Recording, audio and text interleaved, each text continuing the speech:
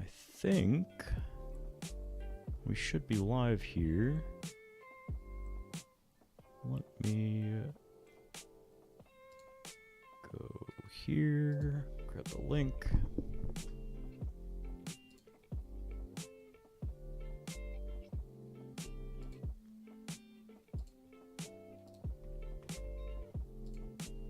Get this tweeted out.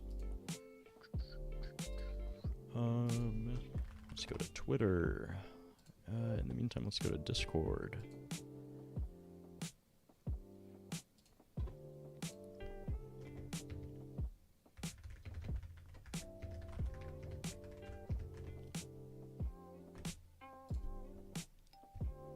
Should I hit the @, everyone? What do we think? Yeah, I will. Send.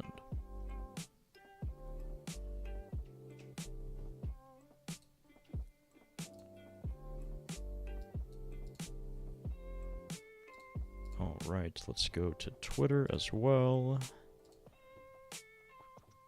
Get this tweeted out. We'll give everyone a couple minutes to start joining. If anyone's in chat, let me know if you can hear me, if the audio sounds fine. I had to set this up on not my normal computer, so.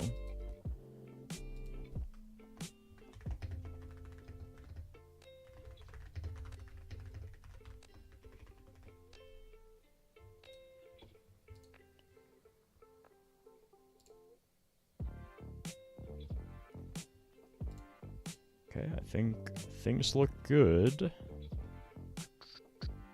All right. We'll hang out for another minute or so, see if people join in, and then I will go ahead and start talking. It is just me today, no one with me for the stream, so.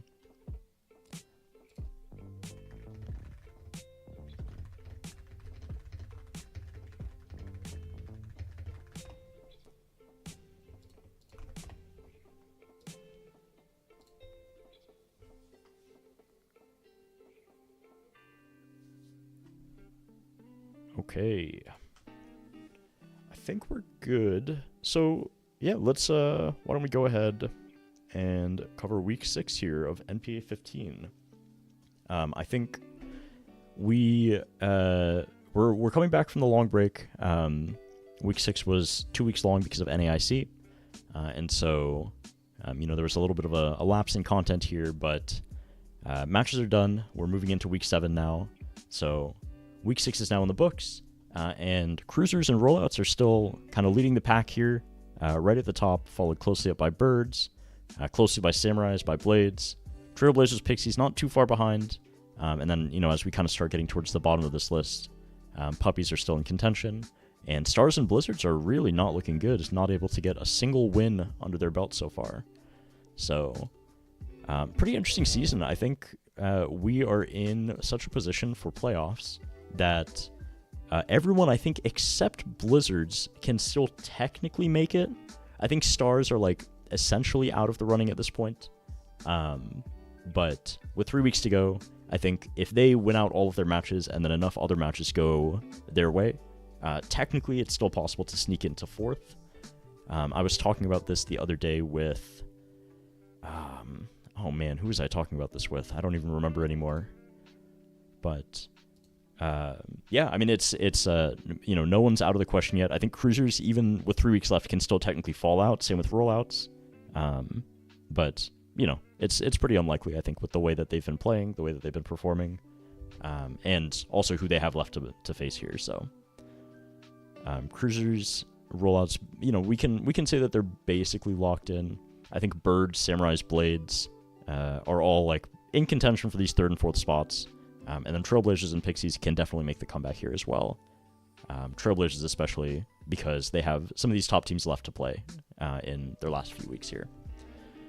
So, pretty exciting race. I think, we'll have more kind of firm predictions over the next couple of weeks as things play out, as week 7 plays out. Once we get the results in, it'll be a lot clearer about who is most likely to make playoffs here. So before we hop into week 6 itself, I wanted to take a quick look at the battle scores. Just, kind of give a state of the league type situation. So we actually have Giso here, 5-0, undefeated so far, top of the leaderboard. So he has the highest battle score, highest elo across the board, best performing player, I would say. Although you could argue, he's played one less week than Ari and Lewis here, so they're also up there in contention as well. A lot of Cruisers players at the top of the list as well, like Geo is up there, Finnaboss actually with a very respectable 4-0 himself, Azulite with that 4-1, and even coming a little bit further down the list, like Clippers 3-1, Trier, kind of the next level, right, where you start to get down to these 3-2s, but really, really consistent play from the Cruisers up here. And, similarly, Ari at that 5-1, Lewis at that 5-1, both great players in their own right, and it's not surprising to see them at the top of this leaderboard as well. What I'm more surprised actually about is, some of these like really big name tournament players like Fede Campos down here at 3-2. I think MDB is like down this list quite a ways. So, it's interesting. Like Axior down here at 2-3, so not the best performance in NPA so far. There's weeks to go still, but not really lining up with the regional performances. And if we actually go to the other side of the list, all the way down, Stephen Mia at 1-4, not able to get anything going this NPA. We have like Tabu, Lewis Markle, Time Skip, right? All these players that, we kind of, going into the start of the league, we thought would do pretty well. We kind of had a baseline expectation for them. Not able to really make it happen. So, interesting to see it play out here. I think it is a pretty interesting list. I mean, we see a lot of birds up here as well, which kind of is indicative of where their standings are as well in the league. So let's take a look at week 6. So we had the Rollouts take another win over the Stars, continuing their win streak here. I believe they've only, let's see, who did Rollouts lose to? They lost to Blades, and then they tied Blizzards, and since then they've been on a couple week win streak, so doing pretty well. Never going better than 5-3, but, four wins to show for it, only one loss, so pretty good. Can't complain about that. Cruisers with a very dominant 7-1 victory. There's a really funny match here, this Clippers-Nails match we'll kind of come back to, but this week was supposed to be a 6-2, Cruisers versus Blades. Nails actually times out on probably the last or second to last turn of the game, losing him the game, which was heartbreaking, but also very funny to see. But yeah, Cruisers continuing that win, keeping up with their race with the rollouts, and doing well. Yeah, I guess you could say Clippers cut Nails. That's true. That is, I didn't even think about that, but that is a hilarious match outcome. Samurai's taking the win over Blizzards, keeping up their win streak as well, or keeping up their playoff contention here. Blizzards, again, just not really able to make anything happen in this NPA. Still winless, and, we'll talk a little bit about their teams, but I think they just, I don't know what it is, whether it's the team atmosphere, whether the individual players are just busy, or whether the matchups just haven't gone their way. And then Trailblazers and Birds end up tying, and same with Pixies and Puppies. So Trailblazers, this is a really good tie for them because Birds are right above them here in the standings. And so getting a point off the Birds is very good for them. Obviously a win would have been better, but we'll take what we can get there. And then Pixies and Puppies kind of fighting for the bottom half right now to stay on top, to keep themselves in playoff contention. So both getting that 1 point this week. So yeah, let's talk a little bit about these matches and kind of what the teams look like, right? So I think we had a lot of matches this week, week 6 move into regulation MB. So I don't know if this was talked about last week on the recap, but the switch to regulation MB happened midway through week 6, and players could choose to either play Reg MA or Reg MB after Reg MB released. As long as both players agreed, they could play on Reg MB. And so some of these matches you might see some of these newer Pokemon, like some of the new Megas, or like Goldango was added. I think there was like Houndstone maybe somewhere across the board here. Raichu. I don't know if we saw any Raichus this week. Let's see. At a quick glance, it doesn't look like it. But yeah, we see like a Swampert here, for example, from MDB. We see Goldango on the other side from Aura Rayquaza. So some of these new Pokemon are coming in. And, you know, I think Week 7 is really where we'll see a lot of the advancement happen here. We'll see some of these rain teams pick up. We'll see if there's anything that actually beats Big 6, which, you know, so far it's not looking like there's much. The format is looking very, very similar. So, but yeah, so based on results on that, you know, we're seeing a lot of the same teams. We're seeing a lot of the Basculogents, a lot of the Kingambits, a lot of the Charizards and Garchomps and, you know, Floettes and Whimsicots and Incineroars. Not too much change there. I think, you know, some of the interesting teams here, like we saw Sohaib pull up with this team that actually has a non-Mega Swampert on it. This is a Reg MB team, obviously, given that there's a Swampert. But I believe he used Expert Belt Swampert on this team into Dark George playing a Frostlass team with presumably Mega Blaziken, kind of going back to those VGC 18 days where people were using Mega Blaziken with Bisharp. It was a pretty powerful combo back then. And Sohaib, with his Swampert, manages to take the win over there. Expert Belt Swampert, if you guys don't know, actually gets the one-shot on Kingambit with Earth Power, which is crazy. It's actually, in fact, one of the better Earth Power clickers in the format, because we just don't have many ground types, particularly on the special side. So that's pretty fun. We're seeing Dawei pulled up with a Bayonet, a Mega Bayonet. I don't even know what that Pokemon does. And Pizza Gradient takes the win with kind of a standardish looking Delphox team. Code, I believe Code actually is 4-0 as well. So big, really big record for him so far in his first official VGC team tour. Obviously he's played in Smogon for a while, for maybe a couple years now. Does very well over there, so not surprised to see him doing well here as well. Similarly, he pulls up with his Delphox type team. Really a protect the president, or, you know, protect the queen, or whatever you want to call it, type team, with the double Mega Delphox and Floette. Beats out Gahaku, who's using, it looks like Frostlass Rain. So I imagine this is that team that has like Rain Dance on the Frostlass, to run that kind of dual weather mode with the Archelodon.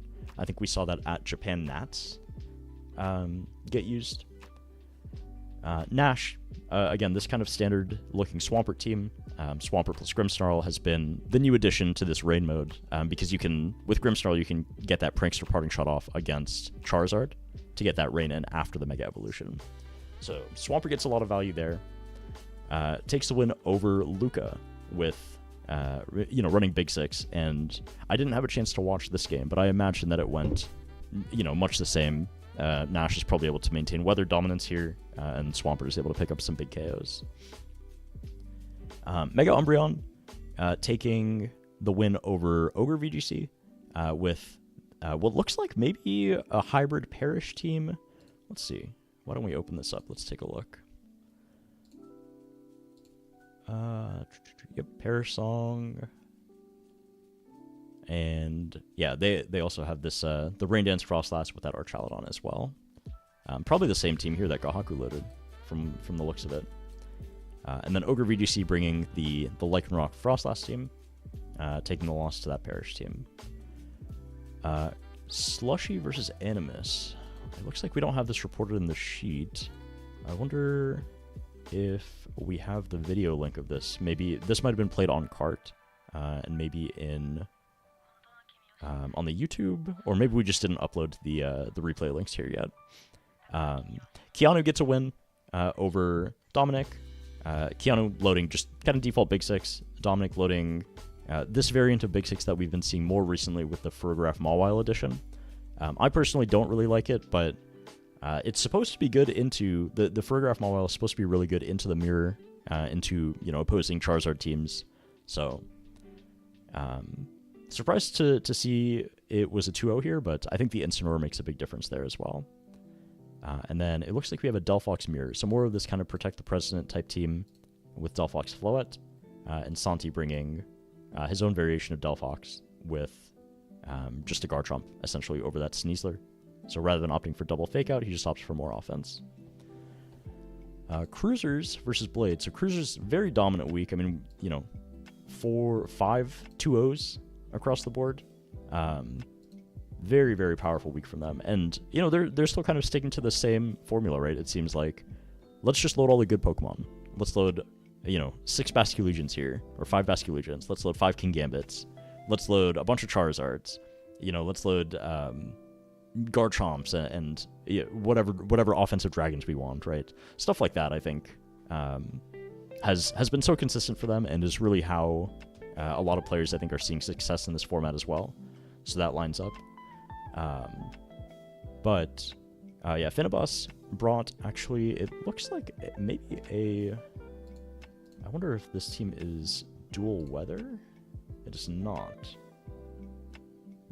So it's actually the Rainless Dragonite with the Ceruledge.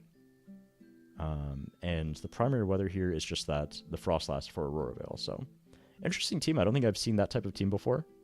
But looks pretty nice and gets the 2-0 win over Ari. That's Ari's first loss in the league. And Ari brought also Ceruledge, but the kind of more standard version with the Milotic and the double fake out. Dylan Matthews NAIC team. Okay, perfect. I was not familiar, but yeah, that makes sense. Giso gets his, his 5th win for 5-0 with what looks like, similar to Arsenal's team. Instead of that Talonflame, he has Grimmsnarl. I believe every other slot is the same.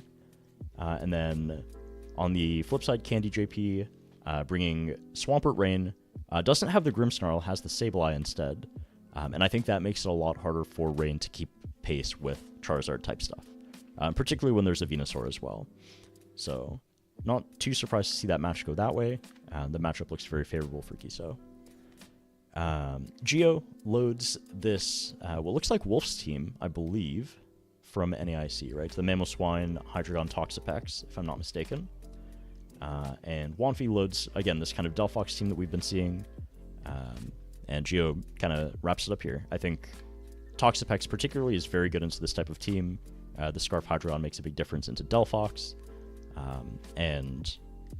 Obviously Incin is very good into those as well, so that kind of makes sense there. We see Azulite and Axior both load essentially just Big Six, it looks like. The kind of default Charizard Sun, Floette, Whimsicott. Mirai just loses to it because he brought Metagross. Metagross, not known to be the best Pokemon right now, not having a lot of success. And I think that Sun in particular, the way that these Sun teams are built is so hostile to like Metagross, to Blastoise. So even with the Weavile, couldn't make that happen. And then Faye brings, again, this kind of Frostlass team, the Italian team from Turin, and can't make it happen, actually, versus Big Six. So that's actually pretty surprising, because this team is, I think, supposed to have a pretty good matchup. In fact, I think this team was built to beat Big Six, so we might have to take a look at this match later. Kangaroo taking a loss with Delphox Staraptor. So I wonder if this was kind of a setup Staraptor team, maybe with like Charm on the Mousehold, for example. Yeah, it is. So it's Sunny Day and Charm on the Mousehold to support either Delphox or Staraptor. Pretty cool. Toxapex on the team, Instant on the team. Okay. Interesting team. Interesting take on Staraptor. I haven't seen this Pokemon do super well in tournaments recently, but I think there's a lot of potential, right? It's the kind of mon that, like, you get it a good position once and it just snowballs for the rest of the game. So would not be surprised to see more of that moving into Week 7. I think that this team does unfortunately look quite weak to what Coach 5 brought, again with this Delphox setup team. Double Fake Out does a very good job of neutralizing Toxapex, does a good job of neutralizing Mousehold, and then, really just the Delphox is a challenge for this team to get through, so able to take the win there. Trier with, again, this Italian Turin team, the Lycanroc team, versus Delphox. Takes the win there. I think that makes sense. Lycanroc is supposed to be very good into this type of team as well. Frostlass, Sneasler, etc. Cover the Floette mode, and Lycanroc kind of covers a lot of the other modes, so that checks out. And then Nails bringing Perish with this Blaziken Kingambit duo to kind of generate a lot of early offense. If I remember the set correctly, Nails does manage to go for the Perish mode game 1. Game 2, he messes up. He attempts the Perish mode, doesn't get it off. And then game 3, it kind of comes down to an end game where Nails doesn't actually successfully perish both Mons, but he perishes one of them. And the game is like looking in his favor, but unfortunately he times out. So Clippers ends up coming away with the win in game 3 there. Again, using some of this Swampert Grimmsnarl stuff that I'm sure we're going to be seeing a lot more of as well. So let's see, Samurais. Jingxi bringing this Delphox team versus Rain, does manage to get the 2-1 victory. So I'm actually going to have to watch this back later because I was having a very tough time when I was using this team, trying to beat some of the newer Rain stuff. So I'll have to see how Jingxi approached that. Joker bringing what, at first glance, you see the Lycanroc and you're like, okay, there's like a Basculegion, there's a Kingambit, there's like a Floette, like maybe there's a Frostlass somewhere. There's no Frostlass. It's female Basculegion, apparently. Very interesting team. Interested to see more about this as well. So it's Muddy Water, Aquajet Shadow Ball. Looks like standard offense Floette, Aerodactyl, Life Orb Kingambit, okay. And just kind of standard Mousehold. Interesting. So it's just a lot of offense. Interestingly, I was looking at Basculegion female the other day, and I was thinking, with Life Orb, this Pokemon is actually a really, really solid spread attacker. So I was kind of expecting to see the Life Orb on this Basculegion, but Joker actually puts it on the Kingambit instead, which is, not super uncommon nowadays. And still managed to find success with that Basculegion as well. So we might come back and watch this, depending on how long we go and how much time we have here. Dubious Bulb takes the win 2-0 over Philippe, with Sand, bringing Sand into Charizard, and the Corviknight looks like it has a pretty good matchup into some of the stuff like the Mamoswine and the Sneasler and things like that threaten the T-Tar, so that matchup makes sense. Emilio taking the win 2-0 over John Hu. John Hu brought Altaria. It looks like some kind of Perish team. And Perish is notably very bad into Delphox. Delphox able to outspeed and just KO that Gengar pretty easily.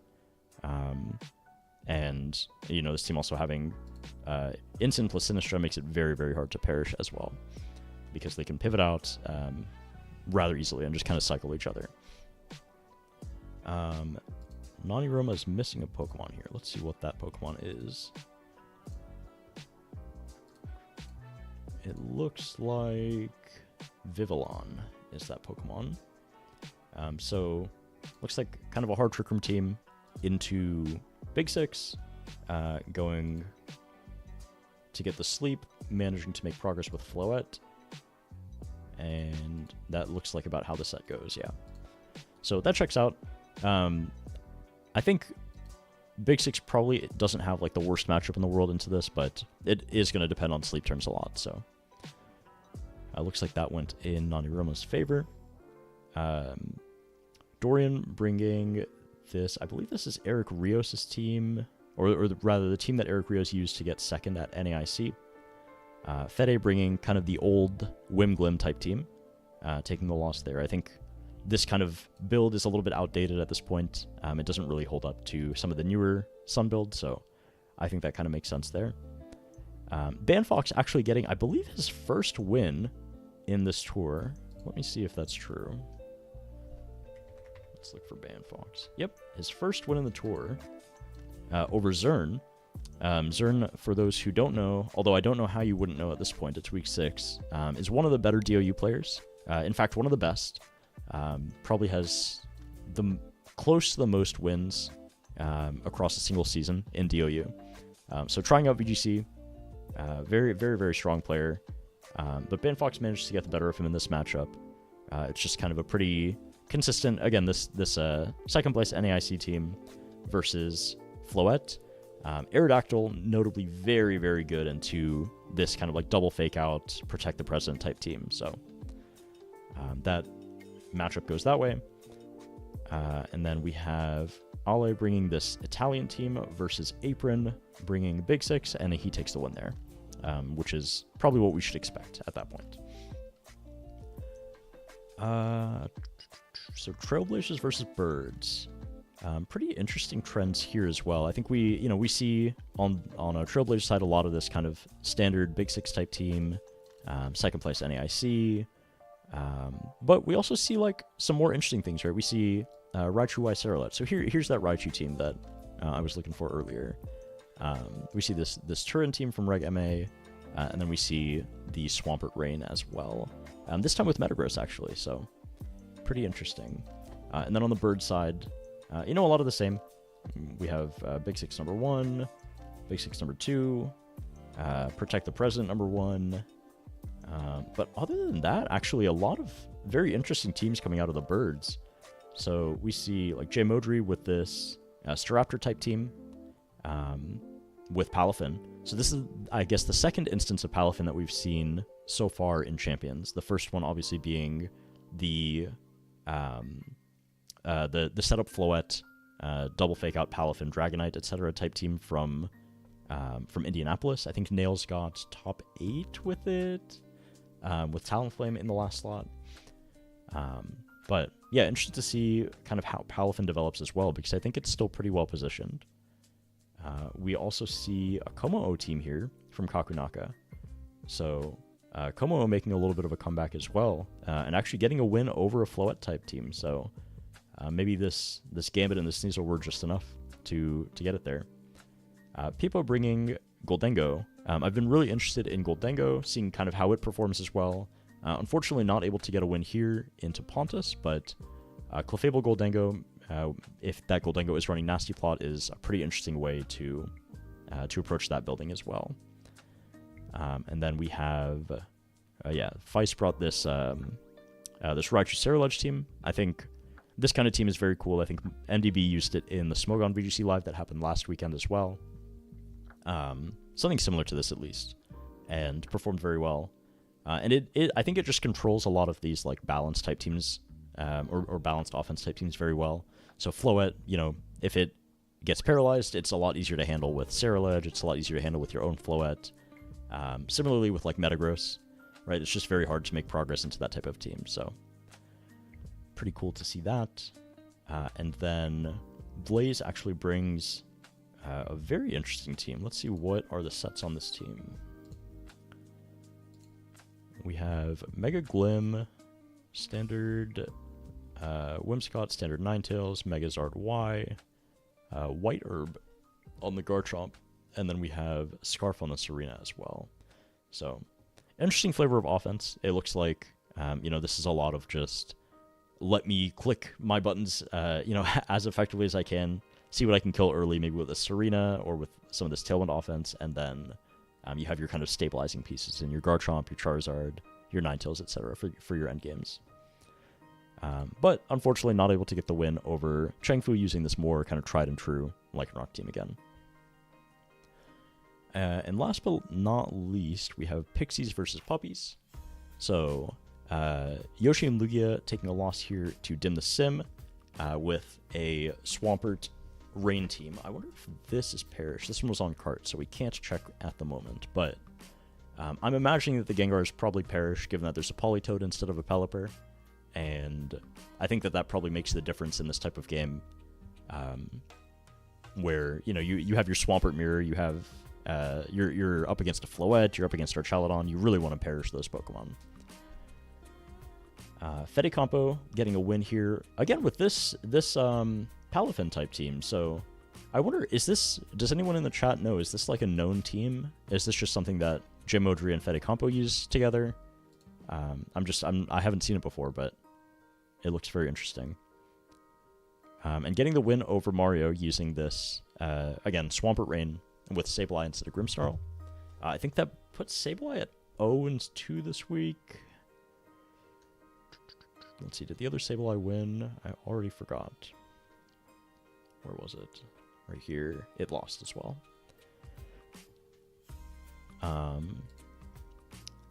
Lewis getting a win over Max.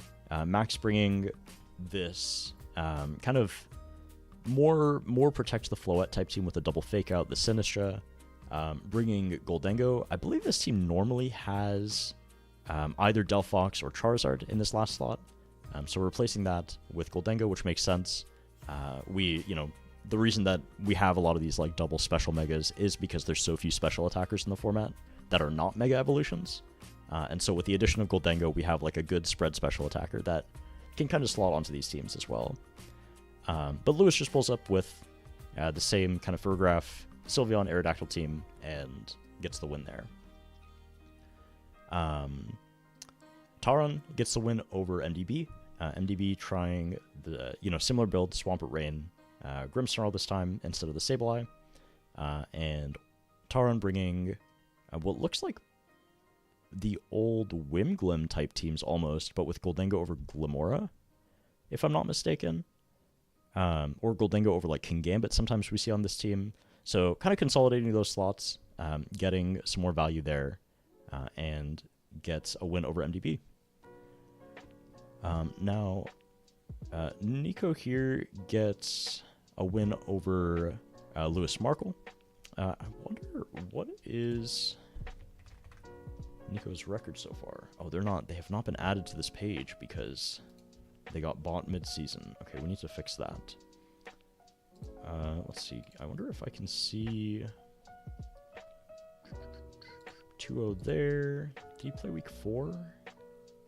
No. Okay. So I guess 2-0 so far, because I believe he was eligible starting week 5 due to a player on the Puppies leaving. They got Nico as a replacement, and bringing this. I believe that they were very involved with the building of this team, even the Lycanroc team. So bringing a team they're very familiar with and pulling the not quite Big Six matchup, but I guess more of a Floette setup matchup and getting the win there. Paul Chua bringing second place NAIC versus Timeskip, getting the win over Ceruledge, actually, which is interesting. At first glance, Aerodactyl looks very good into this type of team, but I feel like I found in my experience that it's still very difficult to break through Frostlass Ceruledge with Kingambit as well. So interested to see how Paul did that. And but it's Paul Chua. You don't expect him to lose a lot of the time, so that checks out. Kieran getting the win over William Brown using again a Staraptor type team. This is more of what I'm familiar with when it comes to Staraptor. So the like Parting Shot Grimmsnarl, you can kind of side Parting Shot to boost yourself. I would assume that it's also Charm Mousehold as well. I've seen a lot of that. Let's see. Yep, Charm Mousehold. Actually with the Population Bomb on this team, so that's pretty interesting. It is draining his Floette with single fake out, but I guess that makes sense with Mousehold as well. You threaten KOs on a lot of these mons that do threaten Floette. So pretty cool team there. And then Livio getting the win over Jude with this kind of Whimsicott Zard, replacing the Floette portion of this team with Fergraph Mawile. Pretty interesting build. And getting the win over just kind of standard Delphox setup. So that's how our matches went this week. Pretty cool. I think a lot of these teams, especially on the lower half, right, other than Blizzards and Stars here, every single team here is fighting, as I mentioned, for playoff contention. So there's no, no one can put on the brakes. Cruisers aren't ahead enough. Rollouts aren't ahead enough. And also, like, Puppies aren't far enough behind, right, even at 5 points. So they still have the opportunity to win out and qualify here. I think, some things have to go their way, of course, but not looking too bad so far. So let's see if the stats sheet is updated. It looks like it is. We don't get to see weekly stats yet, so you won't see stuff like Swampert pop up just yet. It's still down here at 11 uses, which, legal for 1 week, already at 11 uses is pretty good. I expect to see that skyrocket as well over the next couple of weeks. But it looks like your top Pokemon are still, yeah, your standard guys, right? It's your big 6, or really your big 5. Typically Whimsicott over Ensign on that team. But really, I think you take like these 9 Pokemon and put any 6 of them together in the builder, and you probably have a solid team. So no shortage there. We see Garchomp Charizard actually jump up here. I think it just passed this Kingambit Basculegion duo this week, based on week 6. So pretty cool to see those guys rising. Not unexpected at all. I think that Delphox shot up a lot as well. Delphox usage was very high this week, and I know a lot of the Italian players especially think that this Delphox Float team really has no like major negative matchups. Obviously, it's not like it's not auto win into everything. It's not positive into everything, but it's the sentiment that I've gotten is that it's a very consistent team. The Delphox Float double fake out type stuff. So I expect to see a lot more of that as well while the meta develops. And Lycanroc going up makes sense. It just was very successful at Turin, and we were still playing a lot of Reg MA. I'm curious if this number continues to go up as we play Reg MB. So far, it looks like Big 6 is still just as good as it was before, if not even better because of Life Orb Garchomp. So I kind of expect Lycanroc, Frostlass type stuff to continue to move up as well. I think, it still answers those matchups in the same way that it did before. We have unknowns here because we had that one line of replays not submitted. Cerulege up to 8 is interesting as well. We're starting to see more Cerulege because it's a little bit difficult for Charizard type teams to deal with it. So I expect this to continue to rise as well. And other than that, these 1-pointers or 1 usage ones look pretty similar. So cool. I think that's good. Let's take a quick look at week 7 moving forward.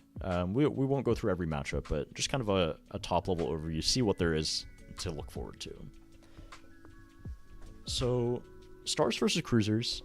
At this point, the Stars have to win if they want to make playoffs. If they lose this week, I believe it is completely out of the question for them. So unfortunately, they're in that position against currently the highest performing team in the league, or tied for highest performing team in the league. Much better win percent here. So Cruisers, just have to stay consistent, just have to stay steady. Don't let up here at all. I think Stars are probably pretty demoralized at this point, so we'll see if they're able to get the win here over Cruisers. I kind of doubt it. I'm kind of predicting this to just go at least 5-3, if not 6-2 in favor of Cruisers. Blizzards versus Puppies. I kind of feel the same way. I mean, Blizzards are out of playoff contention at this point. Nothing, I believe even if they win out, there's nothing they can do. So at this point, it's, it'll depend how motivated their players are to play in the league. And if they're not, then Puppies will sweep. And if they are motivated, then, we'll see how it goes. But just based on Blizzard's track record, I don't expect them to take a win here either. Which is good for Puppies. Puppies need the win badly to keep up with this playoff race. So, Pixies versus Blades. Both of these guys actually, only 1 point apart. They're very tight in this playoffs race. So, big week for them. I think that some of the highlight matchups here, right? We have Taran versus Candy. Very cool match. We have Jude versus Faye. Let's fix Faye's name. Jude versus Faye is a funny match. Matt Master versus Nails, very good match as well. As long as Nails is motivated to continue to build Reg MB at this point, of course. Paul Chua versus Wanfi. So a lot of really big hitter matches this week. Chosen Future versus Chris Khan was rigged, so they chose to play each other. So a lot of really good matches this week in this matchup as well. Definitely a match to keep an eye on. Rollouts versus Birds, another really big match. So both these teams currently in top 4. They both still want that win to kind of, get them into a more secure position. Rollouts, a little bit ahead. Birds having kind of the hot streak recently, right? Like the hotter streak. So is that the case, actually? Maybe not. I mean, they tied last week, but they have some... Do they even have big wins? Let's see. They beat Blades. They beat Cruisers, which is a big win. Blades is a reasonable win as well. It's a pretty big win. Beat Blizzards. That's not super exciting. Tied versus Stars. Okay, so maybe they're not. Let me take that back. Maybe Birds are not as hot as I thought they were. That being said, Rollouts on a 2-week win streak and in a spot to clinch this playoff spot in either this week or like for sure next week. They're really looking to win here as well. We have some pretty interesting matches here as well. I think Code versus Carrie Ortana is going to be very fun. I'm looking forward to Sir Aaron versus Uncle Lou. Looking forward to Sohaib versus Jay Modri. All of these matches, I think, will be highlight matches that we'll want to recap next week. And then finally, Samurais versus Trailblazers. So, again, kind of similar situation. Samurais currently top 4, but just by 2% on their match win percentage. So, not super far ahead, not meaningfully ahead. And Trailblazers only 1 point behind as well.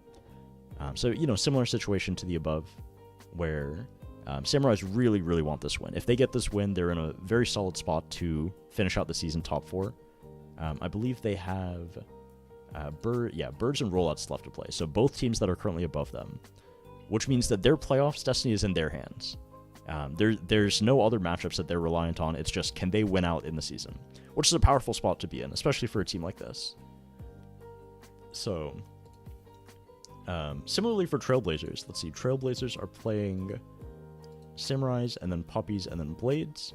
So, if they get a win here over Samurais, then Trailblazers are actually in the defending spot versus both Puppies and Blades, right? Pending how the Blades matchup goes as well. Which is a little harder for them, but I think it'll put them in a good spot there as well. And so, we have M. Forbes Magic Rana will be interesting. I think Dill versus Feist will be very interesting as well. And both of these players tend to bring non-standard teams, so that should be very fun to see kind of how they interpret the new meta and how they do there as well. And then Dubious Bulb versus Chengfu is kind of my highlight of the week for this matchup. I think I've really enjoyed watching Dubious Bulb play his games, and the way that he team builds and it kind of locks onto these good teams very early in the format has always been very interesting. So I think that should be a very interesting match as well. And I expect this one, I think Samurais will probably take this 5-3, just based on what I've seen so far. I realized I skipped predictions on Rollouts and Birds, and I think on Pixies Blades as well. So I'm going to say actually Birds are going to take this one over the Rollouts in a dominant fashion. I think I'm going to predict Birds 6-2 over the Rollouts, and I'm going to predict Blades 5-3 over the Pixies. So those are my weekly predictions.